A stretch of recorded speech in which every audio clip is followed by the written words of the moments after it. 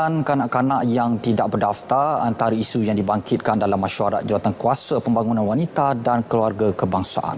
Menurut Menterinya Datuk Seri Rina Muhammad Harun, mesyuarat yang dihadiri exco dari seluruh negeri itu merupakan platform terbaik bagi membincangkan isu berkaitan wanita dan keluarga untuk disalurkan kepada kerajaan persekutuan. Di Shah Alam, seorang ibu tunggal hidup serba kekurangan di rumah pusaka serba usang di Kampung Bukit Lancung. Azizah Kyorjo, 55 tahun, tinggal di rumah pusaka berkenaan bersama 3 orang anaknya berusia antara 16 hingga 21 tahun. Berbeza pula dengan situasi seorang ibu tunggal, Nur Lela Bujang 50 tahun di Kuching. Nur Lela yang kini tinggal bersama anaknya yang berusia 10 tahun bukan sahaja tidak bekerja tetap, malah semakin hilang upaya akibat sakit kencing manis yang dialaminya sejak 12 tahun lalu. Sakit itu menyebabkannya tidak mampu bergerak bebas, apatah lagi setelah telapak kakinya dipotong 2 tahun lalu. Seramai 83,775 ibu tunggal telah mendaftar dengan Jabatan Pembangunan Wanita JPW sehingga kini. Namun, angka itu masih rendah jika dibandingkan dengan jumlah ibu tunggal di seluruh negara. Seseorang wanita menjadi seorang ibu tunggal adalah disebabkan kematian suami, perceraian dan ketiadaan suami. Mengikut fakta, purata ibu tunggal yang berada di Malaysia ialah 72% menjadi ibu tunggal apabila suami mereka meninggal dunia, manakala 23% yang bercerai, 4% suami menghilangkan diri dan 1% yang telah ditinggalkan suami. Mereka terpaksa mengharungi dengan pelbagai masalah hidup dalam meneruskan kehidupan mereka selepas ketiadaan suami di sisi. Statistik Banci Penduduk dan Perumahan Malaysia pada tahun 2010 mendapati bilangan penduduk wanita di Malaysia adalah seramai 13.9 juta dengan 235,240 daripadanya adalah ibu tunggal. Secara umumnya, peningkatan dalam bilangan ibu tunggal di negara kita menjadi fenomena yang amat membimbangkan.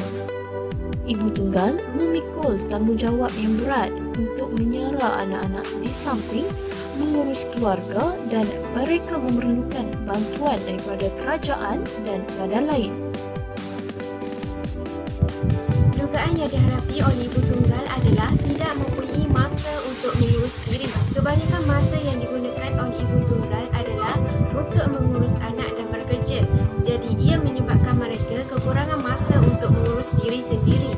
Contohnya, mereka tiada masa untuk berhias, pergi bercuti dan mencari pasangan hidup. Persoalannya, berapa ramai yang prihatin dengan keadaan ibu tunggal ini? Tahukah anda, memberi bantuan kepada mereka ini dapat memberi kebahagiaan kepada mereka dan secara tidak langsung dapat mengurangkan beban yang ditanggung. Infak seterusnya dengan memberi pertolongan kepada ibu tunggal, nasib golongan mereka akan dibela dan mereka tidak akan terpinggir. Mereka akan berasa bahawa diri mereka tidak disisih atau dipinggir oleh masyarakat setempat. Pertolongan yang diberi kepada ibu tunggal akan mengurangkan beban mereka dalam pelbagai aspek seperti makanan, wang atau tempat perlindungan. Ini kerana terdapat golongan ibu tunggal yang tidak mempunyai pengetahuan atau pendidikan yang tinggi. Malah, mungkin juga ada kalangan mereka yang kurang upaya sehingga menjadikan mereka kebutuhan untuk mencari tempat mengadu. Oleh itu, pihak kerajaan haruslah bertanggungjawab untuk memelihara kebajikan mereka dan membela nasib ibu tunggal. Kerajaan sememangnya prihatin terhadap golongan ini dan menyediakan pelbagai jenis bantuan. Jabatan Pembangunan Wanita serta Jabatan Kebajikan Masyarakat di bawah Kementerian Pembangunan Wanita, Keluarga dan Masyarakat adalah antara unit yang bertanggungjawab menyeleras program bantuan bagi kumpulan sasar ibu tunggal. Mereka perlu menerangkan cara pendaftaran ibu tunggal secara online atau manual bagi mendapatkan bantuan kerajaan peringkat kebangsaan maupun negeri. Sebagai contohnya, mereka yang layak untuk menerima bayaran secara one-off atau sekali bayaran berjumlah daripada 500 hingga 1,000 yang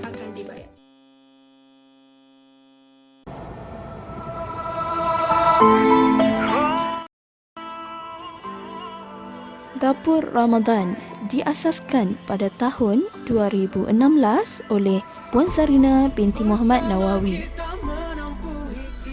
Dapur Ramadan ini diasaskan bertujuan untuk menyediakan peluang pekerjaan untuk golongan ibu tunggal. Ku beri bila di hati kau akan ku kenali. Maka di awal tanpa kau Bermula dengan menjual 10 kg ketupat daun pala sejuk beku, kini permintaannya mencecah 150 kg sehari. Itulah ketupat palas hasil air tangan golongan asnaf di sekitar Kampung Gading, Tanah Merah, Kelantan. Jadi ia sekaligus memberi peluang pekerjaan kepada golongan itu untuk mencari rezeki. Laporannya Amirul Hafiz. Maka di awal tanpa kau membuang masa, bergerak hadapan dan berbarisan pun bermula. Kau tinggalkan keluarga dan bertaruhkan nyawa, amanah kau sempurnakan dengan penuh gaya, berdiri kanan kiri. Dapur Ramadan ini juga merupakan satu badan sosial yang ditubuhkan khusus untuk wanita, terutamanya untuk ibu tunggal menjana pendapatan bagi menyara kehidupan keluarga. Dugaan yang pasti berakhir, jangan kau lama semangat ku beri. Pekerja di dapur Ramadan ini majoritinya terdiri daripada ibu tunggal dan bersama golongan asnaf yang mempunyai disiplin kerja yang baik serta jujur dan amanah. Bentuk peluang pekerjaan yang diberikan di dapur Ramadan ini adalah seperti membungkus ketupat untuk dijadikan sebagai ketupat sejuk beku dan dihantar ke seluruh negara. Terimalah sebuah lagu untuk kamu dari kami. Bersama kita menempuh ini, sebuah dugaan yang pasti berakhir. Jangan kau lama semangat ku. Pendapatan yang akan diperoleh adalah sekitar RM80 hingga RM150 sehari, di mana ianya bergantung kepada kuantiti ketupat yang dihasilkan oleh mereka. Pekerja dapur Ramadan ini mempunyai 20 orang pekerja yang diberi keutamaan kepada ibu tunggal. Manakala golongan asnaf yang tidak bekerja dengan dapur Ramadan ini akan menerima bantuan sekurang-kurangnya sebulan sekali.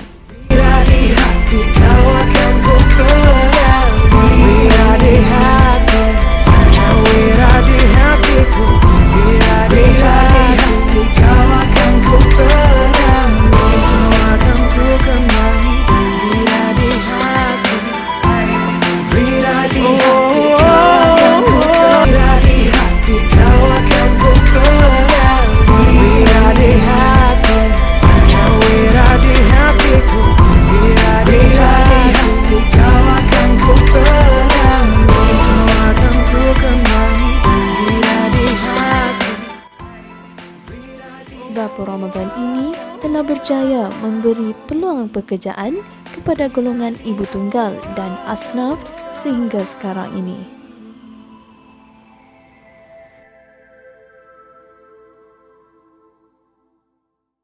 Saya bersama dengan salah seorang anak kepada pengasas Dapur Ramadan. Saya akan menanyakan beberapa soalan kepada beliau. Soalan yang pertama berbentuk, bagaimanakah Dapur Ramadan ini diwujudkan? Okey, terima kasih.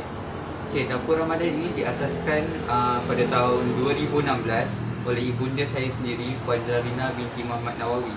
Tujuan utama Dapur Ramadan pada waktu tersebut adalah untuk menyediakan peluang pendapatan untuk segolongan ibu tunggal dengan menyediakan juadah berbuka puasa kepada warga emas di Pondok Darul Ilmi Bukit Gading dan juga menyediakan sarapan kepada anak-anak asnaf di sekolah.